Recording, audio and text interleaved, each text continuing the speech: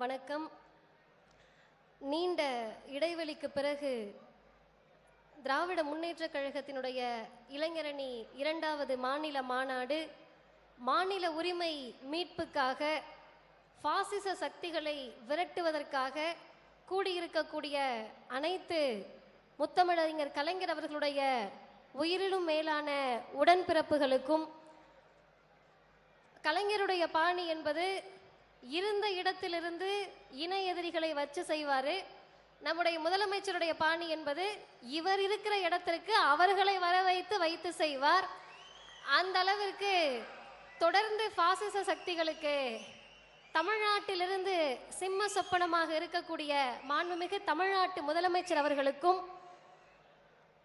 என்ன பதில் சொன்னாலும் சரி, அந்த பதிலில் உறுதியாக இருப்பேன் என்பதில் தந்தை பெரியாருடைய பாணியில், மக்களிடம் பேசுவதில் பேரறிஞர் அண்ணாவினுடைய பாணியில், அப்படியே கலைஞருடைய நக்கலும் நையாண்டியும் எனக்கு தான் இருக்கிறது என்பதை ஒவ்வொரு பத்திரிகையாளர் சந்திப்பிலும் நிரூபிக்கக்கூடிய மாண்புமிகு தமிழ்நாட்டின் இளைஞர் நலன் மற்றும் விளையாட்டு மேம்பாட்டுத்துறை அமைச்சர் பெருமதிப்பிற்குரிய அண்ணன் உதயநிதி அவர்கள் உள்ளிட்ட சட்டமன்ற உறுப்பினர்கள், பாராளுமன்ற உறுப்பினர்கள், பேச்சாளர் பெருமக்கள் அனைவருக்கும் நான் சார்ந்திருக்கக்கூடிய திராவிடர் கழகத்தின் சார்பிலே அன்பு வணக்கம்.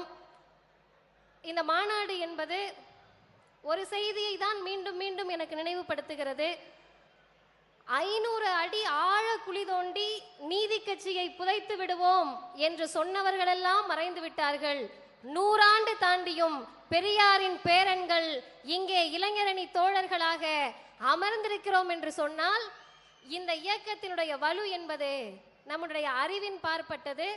அருமை தோழர்களே, தந்தை பெரியாரினுடைய அனைத்து கருத்துகளையும் இன்றைக்கு பேசுவதற்கு 10 நிமிடம் போதாது. எனவே மிக முக்கிய செய்திகளை மட்டும் காலத்தின் அருமை கருதி சொல்ல நினைக்கிறேன். பொதுவாகவே மற்ற எல்லா தலைப்புகளும்னா கொஞ்சம் எல்லாரும் ஆர்வமாக கேட்பாங்க. பெரியாரும் பெண் விடுதலைன்னு சொன்னால் 10 நிமிஷத்தில் 8வது நிமிஷமே நெறியாளர் வந்து எங்கிட்ட சீட்டு கொடுத்துருவாரு. அதனால பெண் விடுதலை என்ற தளத்திலிருந்து யோசிக்கிற போது இந்த இடமே கலைஞர் எவ்வளவு பெண் விடுதலைக்காக பெரியாரின் சிந்தனையை வலியுறுத்தி இருக்கிறார் என்பதற்கு சான்று. எல்லாரும் வேற வேற மாவட்டத்திலிருந்து வந்திருப்பீங்க. வந்த நமக்கு காவல்துறை அதிகாரிகள் வழிகாட்டினார்கள். காவல்துறை அதிகாரிகள் நமக்கு பாதுகாப்பாக இருந்தார்கள். அந்த காவல்துறை அதிகாரிகளில் 1946 ஒரிஷால ஒரு தீர்மானம் போடுறாங்க. மந்திரி சபை இருக்கக்கூடிய எல்லா அரசு லாக்காக்களிலும் பெண்களை நியமிக்க வேண்டும், காவல்துறையில் மட்டும் இல்லை என்று ஒரு தீர்மானம் நிறைவேற்றுகிறார்கள். அப்போது பெரியார் பதிவு செய்கிறார், ஒரிஷாவில் காவல்துறை லாக்காவில் மட்டும் பெண்கள் இல்லை என்று சொல்லி இருக்கிறார்கள். துருக்கியை போல, ரஷ்யாவை போல இந்தியாவிலும் என்றைக்கு காவல்துறையில் பெண்கள் நியமிக்கப்படக்கூடிய நாள் வரும் என்று தெரியவில்லை என்று பெரியார் பேசுகிறார். 1931 இராணுவத்திலும் காவல்துறையிலும் பெண்களை நியமிக்க வேண்டும் என்று பெரியார் தீர்மானம் போடுகிறார். 1931னா கலைஞருக்கு வயது 6 வயது இருக்கும். ஆனால் பெரியாருக்கு தெரியாது, 6 வயது இருக்கக்கூடிய கலைஞர் தான் பின்னாட்களில் முதலமைச்சராக வந்து தமிழ்நாட்டில் இருக்கக்கூடிய பெண்களை காவல்துறையில் நியமிப்பார் என்று. இன்றைக்கு இருக்கக்கூடிய பெண்கள் கையில் கரண்டியை பிடுங்கிவிட்டு துப்பாக்கியையும் காக்கி உடுப்பையும் கொடுத்த இயக்கம் திராவிடர் இயக்கம். தந்தை பெரியாரின் சிந்தனை, கலைஞருடைய சட்ட வடிவம்.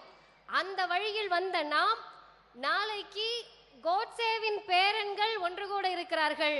ஒரு நாளைக்கு முன்பாகவே பெரியாரின் பேரன்கள் இங்கிருந்து பாசிசத்திற்கு முடிவுரை எழுதுவதற்காக கூடியிருக்கிறோம். இந்த தருணத்தில் ஒரு 3 செய்திகளை மட்டும் நான் சொல்லி நிறைவு செய்கிறேன். இன்றைக்கு வட இந்திய மாநிலங்களில் எல்லாருமே மிக ஆச்சரியமாக கேஸ் சிலிண்டரை பார்க்குறாங்க, மிக ஆச்சரியமாக பள்ளிக்கூடங்களை பார்க்குறாங்க, மிக ஆச்சரியமாக பெண்களுடைய வளர்ச்சியை பார்க்கிறார்கள்.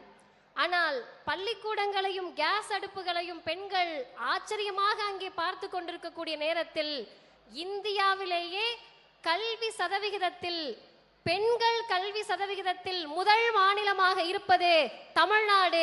திராவிட மாடல் என்றால் அந்த விதையை விதைத்தவர் பெரியார்.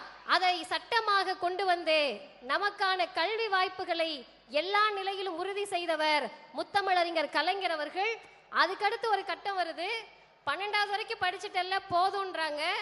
அப்போது ஒருவர் சொல்லுகிறார், 12வது வரைக்கும் படிச்சாலாம் பத்தாது, 6வதுல இருந்து 12வது வரைக்கும் நீ அரசு பள்ளிக்கூடத்தில் படிச்சனா உங்க வீட்டில் என்ன உனக்கு பணம் தர்றது, நான் மாதம் 1000 ரூபாய் தருகிறேன் என்று புதுமை பெண் திட்டத்தின் மூலமாக தமிழ்நாட்டின் முதல்வர் அனைத்து பெண் பிள்ளைகளுக்கும் பணத்தை கொடுத்து படிக்க வாருங்கள் என்று அழைக்கக்கூடிய இயக்கம் திராவிடர் இயக்கம்.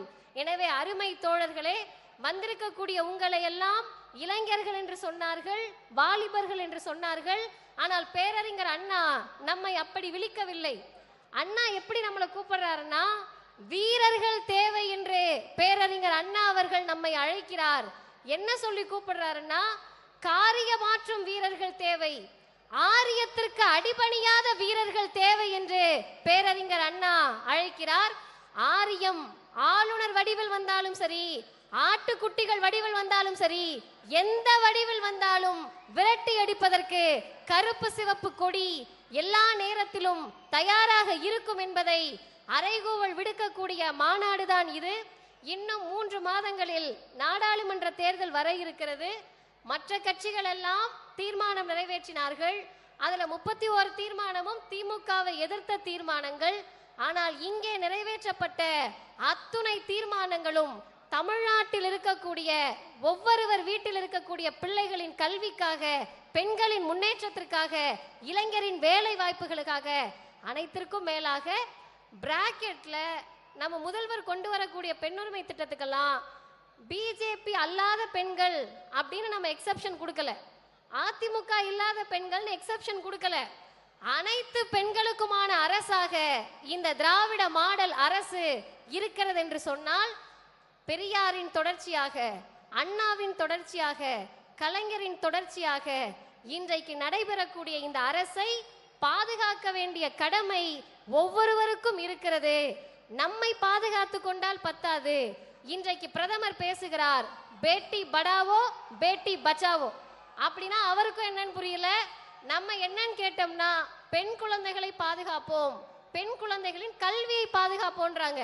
சரி, பெண் குழந்தைகளின் கல்வியை எங்கேயா பாதுகாத்தீங்கன்னு கேட்டா, 70% ரூபாய் அந்த திட்டத்தில் விளம்பரத்திற்கு மட்டும், பிரதமர் மோடி அவர்களுடைய படம் அடங்கிய விளம்பரத்திற்கு மட்டும் செலவு செய்திருக்கிறார்கள்.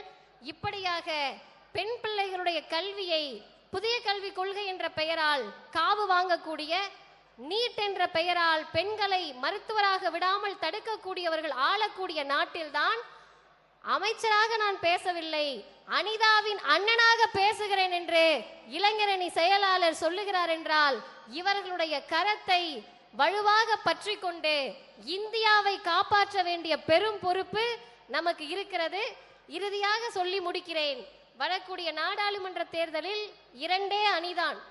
1 மாநில உரிமையை பேசக்கூடிய, சமூக நீதியை பேசக்கூடிய, பகுத்தறிவை பேசக்கூடிய, சுயமரியாதையை பேசக்கூடிய, மனிதநேயத்தை பேசக்கூடிய, இளைஞர் நலனை பேசக்கூடிய, பெண்ணுரிமையை பேசக்கூடிய, மானுட சமத்துவத்தை பேசக்கூடிய கருப்பு சிவப்பு கொடி தாங்கிய திராவிட அணி.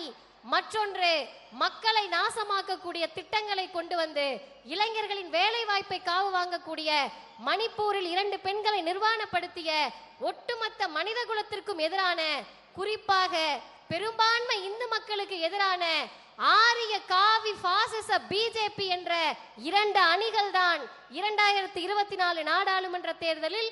அந்த தேர்தலில் எந்த பக்கம் இருக்கிறோம்? இடிக்கவா என்று அழைக்கிறது ஆரியம், படிக்க வைக்கிறோம் வா என்று அழைக்கிறது திராவிடம் என்று சொன்னால், இந்த திராவிடத்தின் பக்கம்தான் நிற்போம் என்பதை அறைகூவல் விடுத்து அழைக்கிறார் நம்முடைய மாண்புமிகு இளைஞரணி செயலாளர் அவர்கள். பேரறிஞர் அண்ணாவுக்கு பிறகு யாரை கேட்டாலும், அவரை என்ன சொல்லி அழைத்தாலும் சரி, எங்களுக்கு எப்போதும் உதயண்ணாதான் என்று சொல்லக்கூடிய இத்தனை இளைஞர்களும், எங்கள் கழக தலைவர் ஆசிரியர் சொல்லுவது போல, அவர் 5G 5வது தலைமுறை என்பது மட்டுமல்ல, 5G வேகத்தில் செயல்படுகிறார். அவருடைய வேகத்திற்கு ஈடு கொடுப்போம். வாய்ப்புக்கு நன்றி, வணக்கம். மாநாடு வெல்லட்டும். வாழ்க பெரியார், வளர்க பகுத்தறிவு.